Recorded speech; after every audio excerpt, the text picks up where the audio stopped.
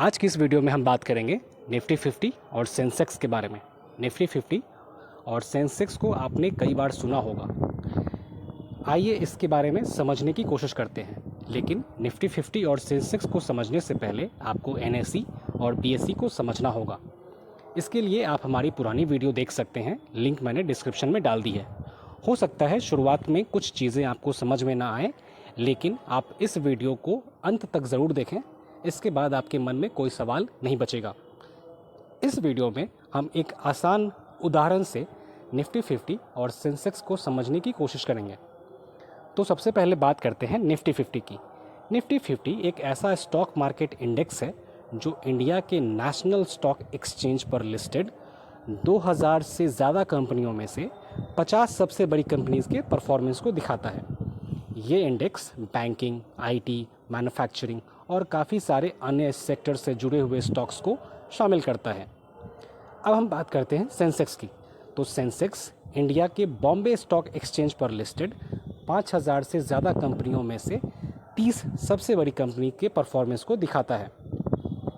यह एक काफ़ी पुराना और प्रसिद्ध स्टॉक मार्केट इंडेक्स है जो भारत में काफ़ी ज़्यादा ट्रैक किया जाता है। आइए इसे एक आसान उदाहरण से समझने की कोशिश करते हैं। इंडिया में काफ़ी सारे फल पाए जाते हैं, जिसमें से कुछ फल महंगे तथा कुछ फल सस्ते होते हैं। अब अगर आपको यह जानना हो कि इंडिया का फ्रूट मार्केट बढ़ रहा है या गिर रहा है, तो आप क्या करेंगे? इंडिया में हज़ारों फल पाए जाते हैं, सबका प्राइस चेक करना, फिर यह चेक करना कि किसका प्राइस बढ़ रहा है या किसका प्राइस घट रहा है, और फिर सारे फलों को देखने के बाद फाइनली ओवरऑल यह बता पाना कि इंडिया का फ्रूट मार्केट बढ़ रहा है या घट रहा है, यह काफ़ी मुश्किल काम है। इसलिए मान लीजिए मैंने एक बड़ी सी टोकरी ले ली जिसमें 50 सबसे फेमस फलों को उसमें रख लिया। उसमें से कुछ फल महंगे थे और कुछ फल सस्ते थे। किसी एक फल के दाम बढ़ने या घटने से टोकरी की कुल कीमत बढ़ या घट सकती थी। मान लिया जाए कि शुरुआत में उन सभी 50 फलों की टोकरी की कुल कीमत 1000 रुपये थी। अब एक महीने के बाद मैंने उस टोकरी को दोबारा देखा।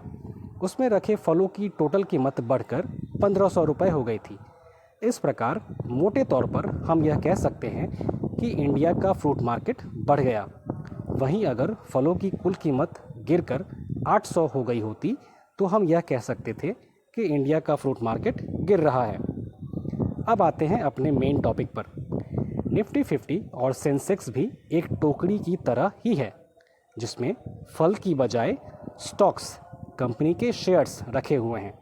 इनमें से कुछ स्टॉक्स महंगे और कुछ स्टॉक्स सस्ते होते हैं।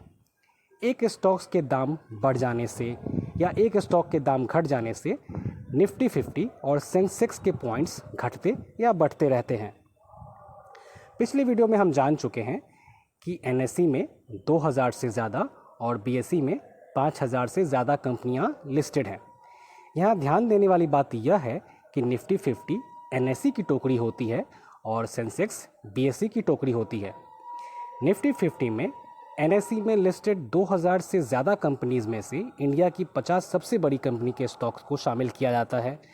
यहाँ ध्यान देने वाली बात यह है कि यहाँ हमने इंडेक्स को आसान भाषा में टोकरी कहा है, तो इसलिए आप इंडेक्स को आसान भाषा में आप टोकरी समझ सकते हैं। अब बात की जाए सेंसेक्स की, तो सेंसेक्स इंडिया के बॉम्बे स्टॉक एक्सचेंज में लिस्टेड 5000 कंपनीज से ज़्यादा कंपनियों में से 30 सबसे बड़ी कंपनीज के स्टॉक्स होते हैं। तो जब भी निफ्टी 50 या सेंसेक्स बढ़ता है तब हम यह कहते हैं कि इंडिया की इकोनॉमी ग्रो कर रही है। इसी तरह सेंसेक्स और निफ्टी 50 के गिरने पर हम यह कहते हैं कि इंडिया की इकोनॉमी गिर रही है।